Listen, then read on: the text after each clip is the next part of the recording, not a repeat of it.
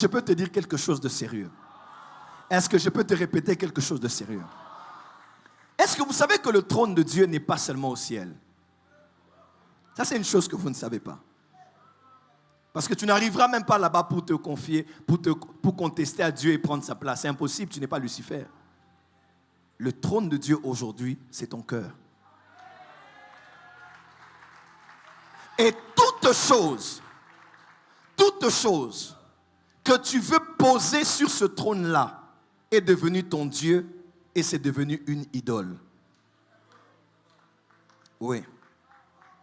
Quand vous lisez Ézéchiel 14, Dieu dit à Ézéchiel, regarde ce peuple-là. Ils ont les idoles dans leur cœur. Des fois, on est facilement prêt à critiquer les catholiques en disant, voilà, ils se prosternent devant Marie, devant la statue d'un saint, devant la statue de ceci ou de cela. Et nous, les charismatiques, nous disons que nous, on est des vrais adorateurs parce qu'on adore en esprit et en vérité. Mais à vrai dire, vaut mieux un catholique qui est à genoux devant la statue d'un saint que celui qui le critique et qui est plein d'idoles dans son cœur.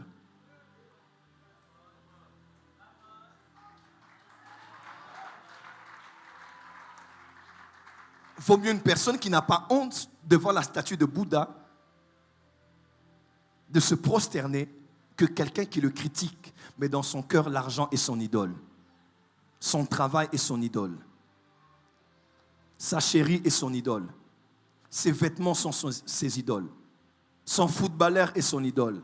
Son équipe de foot est son idole.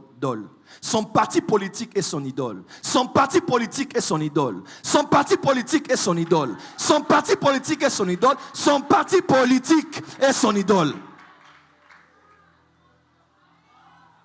Tu aimeras le Seigneur ton Dieu de tout ton cœur, de toute ton âme, de toute ta force, de toute ta pensée. Tu vas aimer Dieu plus que ton président. Tu vas aimer Dieu plus que ton prophète. Tu vas aimer Dieu plus que ton poste.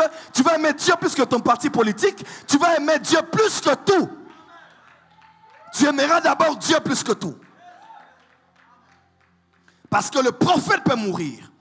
Le président peut partir. Le parti peut se disloquer. Le poste peut être donné à quelqu'un d'autre. Mais lui, il est assis sur un trône inamovible. Il ne bouge pas. Écoutez-moi, quelqu'un peut dire amen. Les hommes passent par des élections pour être président, pour être député, pour être sénateur. Notre Dieu ne connaît pas d'élection présidentielle, il ne connaît pas d'élection municipale, il ne connaît pas d'élection de gouvernorat. Il est assis avant que les hommes ne soient.